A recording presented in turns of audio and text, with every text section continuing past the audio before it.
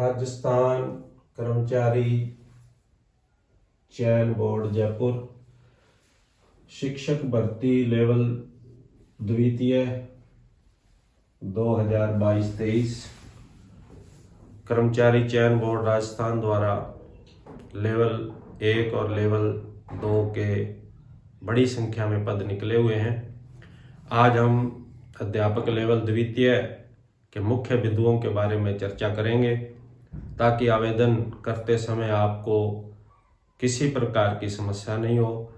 आप अगर इन बातों का ध्यान रखेंगे तो निश्चित रूप से आपको किसी प्रकार की समस्या नहीं होगी। मैं SR राठ नमस्कार स्वीकार करें। प्रयास उपयोगी लगे तो चैनल को सब्सक्राइब अवश्य करें। वीडियो शुरू करते हैं। अध्यापक लेवल द्वितीय के कुल पद 27,000 हैं और ये आपको पता है विज्ञापन संख्या 13/2022 जो है विज्ञप्ति निकली हुई है और दिनांक है 16 दिसंबर 22। इसके अनुसार अपने चर्चा कर रहे हैं कि मुख्य बिंदु ध्यान योग्य कौन से हैं। तो सबसे पहले आवेदन की अंतिम दिनांक तक शैक्षिक और प्रशैक्षिक योग्यता। इसके अलावा राजस्थान अध्यापक पात्रता परीक्षा 2022 नियत अंकों के साथ नियत प्रतिशत के साथ उत्तीर्ण होना जरूरी है।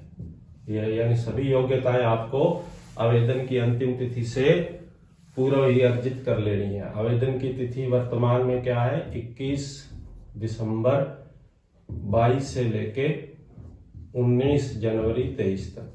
तो इससे पहले 19 जनवरी से पहले आपको तमाम योग्यताएं अर्जित कर लेनी है। यह अति महत्वपूर्ण है।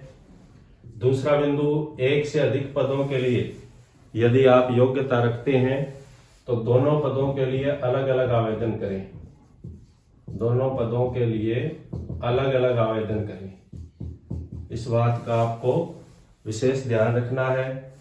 इसके बाद कि सामान्य व विशेष शिक्षा यानी सामान्य शिक्षक और विशेष शिक्षक की अगर आप योग्यता रखते हैं तो इसमें आपको आवेदन में एक विकल्प देना होगा। उसमें विकल्प में आपको पूछा जाएगा कि सामान्य और विशेष शिक्षक में से आप किसका चयन करेंगे। जो भी वहां आपसे पूछा जाए उसको आपको अवश्य भरना है। एक अगला बिंदु ध्यान रखें कि आवेदन के समय जब आप आवेदन करें तो जिलों की जो वरीयता है वो भरी जाएगी। जिलों की वरीयता यानी आपको मेरिट में उच्च स्थान प्राप्त होता है या कोई भी स्थान प्राप्त होता है तो प्रथम आप किस जिले का चयन करेंगे, पहली प्राथमिकता आप क्या है। ये नॉन TSP और TSP जिलों में भी ऐसा ही करना है। आवेदन के समय ही आपको भरना है, फिर मेरिट के अनुसार आपको जिला आवंटित कर दिया जाएगा। ध्यान करें यहाँ आवेदन की फीस और आवेदन भरने के उपरांत आपको आवेदन पत्र क्रमांक यानी एप्लीकेशन ID मिलेगी।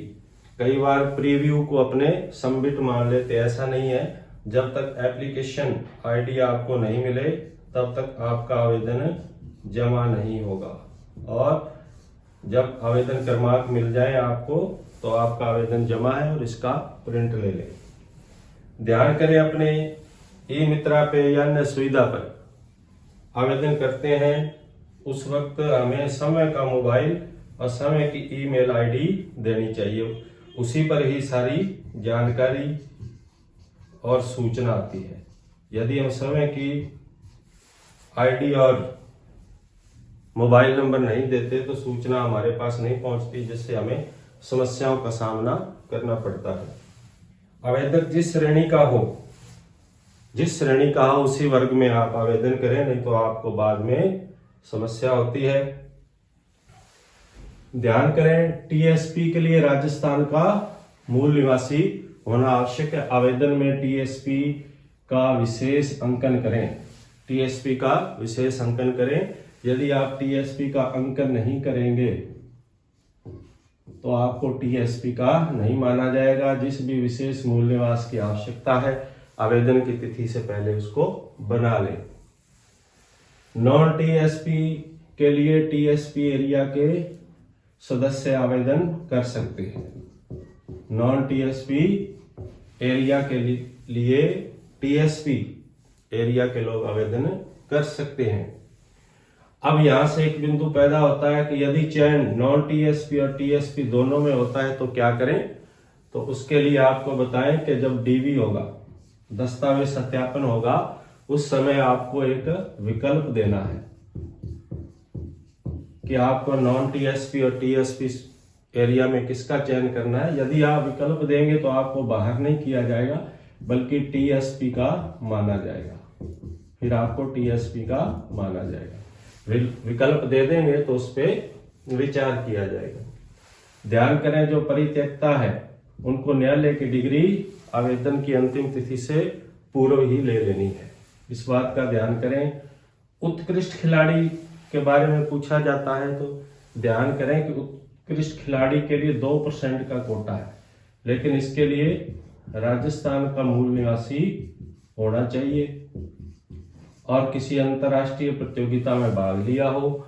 और ध्यान करें, वो प्रमाण पत्र भी आवेदन की अंतिम तिथि से पूर्व का हो। ये प्रमाण पत्र भी आवेदन की तिथि से पूर्व का हो।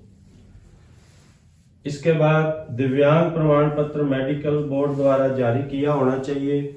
ये भी आवेदन की अंतिम तिथि से पूर्व का हो। आवेदन की अंतिम तिथि से पूर्व का हो, स्पष्ट लिखा हुआ है ताकि आपको बाद में किसी प्रकार की समस्या पैदा नहीं हो। आय 2.5 लाख से कम है तो आपको केवल फीस में छूट मिलती है। फीस में छूट मिलती है। अब अगर किसी ने आय 2.5 लाख से कम दिखाई है तो उसको आय प्रमाण पत्र अवश्य बनाना है। ये बाद में बड़ी समस्या पैदा होती है। तो अगर 2.5 लाख से कम आय आपने दिखाई तो प्रमाण पत्र अभी बनवा लें। और यदि आप नहीं दिखाते हैं तो 100-200 रुपए फीस का अंतर पड़ता है। इसके अलावा कोई दिक्कत नहीं है। संशोधन के आपको अवसर दिए जाएंगे, लेकिन आपने आवेदन बड़ी सावधानी से करना है। ध्यान करें, संशोधन में भी समय का, नाम, पिता का, माता का, जन्म तिथि वगैरह में कोई परिवर्तन नहीं होगा। केवल आप श्रेणी, उप श्रेणी, विशेष श्रेणी, विवाहिक स्थिति, परित्यक्ता आदि, ये परित्यक्ता आदि बिंदुओं के संशोधन कर सकते हैं। ज्यादा आप संशोधन नहीं कर सकते, इसलिए आवेदन करते समय सारी बातों का ध्यान करें और एक आवेदन अंतिम तिथि से पूर्व ही आप कर दें, बाद में भी समस्या पैदा होती है। अपडेट रहने के लिए rsmssb.rajasthan.gov.in जो कर्मचारी चयन बोर्ड राजस्थान की वेबसाइट है उस पर अपडेट रहें ताकि आपको विधिवत जानकारियां मिलती रहें। प्रयास उपयोगी लगा हो तो चैनल को सब्सक्राइब कर लें, वीडियो को लाइक और शेयर करें। अन्य वीडियो देखने के लिए हमारे चैनल से जुड़े रहें। धन्यवाद। जय भारत, जय हिंद।